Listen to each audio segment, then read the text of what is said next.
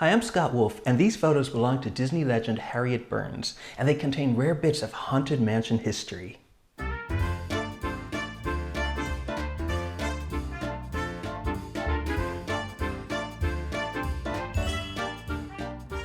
was just enchanted by Harriet from the very first time I ever spoke with her. I could listen to her stories all day, stories about Walt and working on some of the most classic Disney attractions, TV shows, and movies.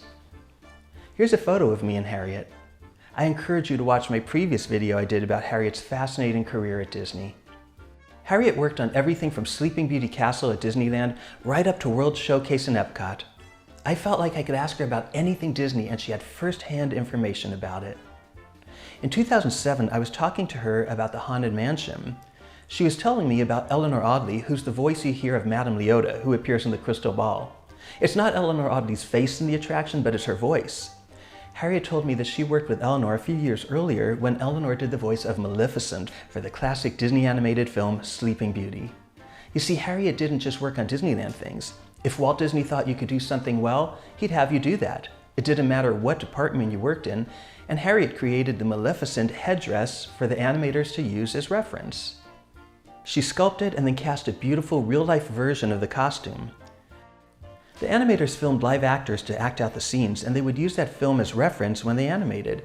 So Eleanor Audley was filmed acting out the Maleficent role wearing Harriet's headdress and collar. In that same conversation, talking about the mansion, I was curious if she knew how Leota or how those singing statues kept their heads so still when they were filmed. In true Harriet style, she not only knew about it, but she had an answer better than I anticipated. Harriet told me she was going to be in the Crystal Ball.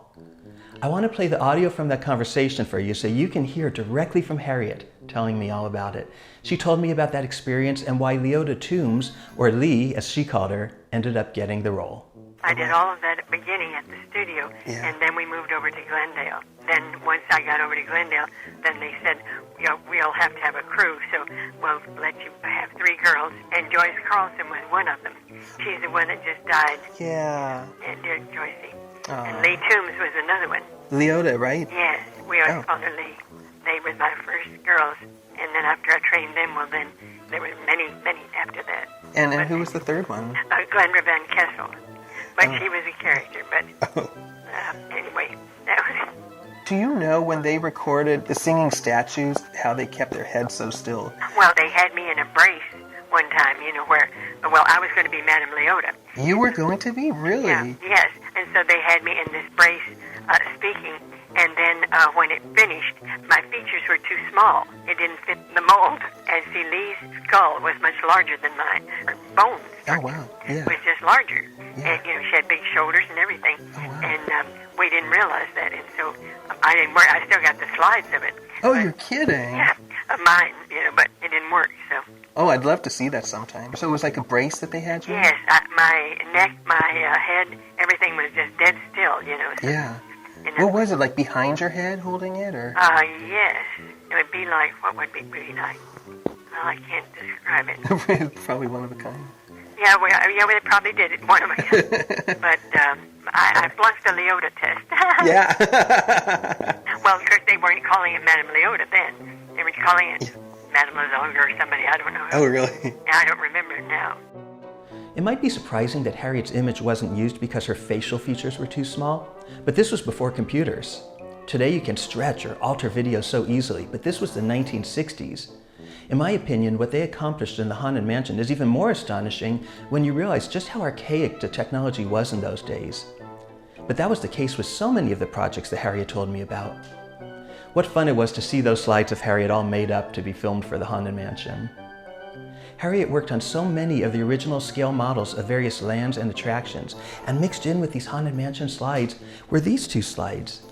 They're of the scale models used in the creation of the attraction.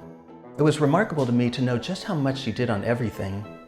While she did work on so many of those scale models, she also was involved in figure finishing, adding the final touches like hair or fur or skin to the figures.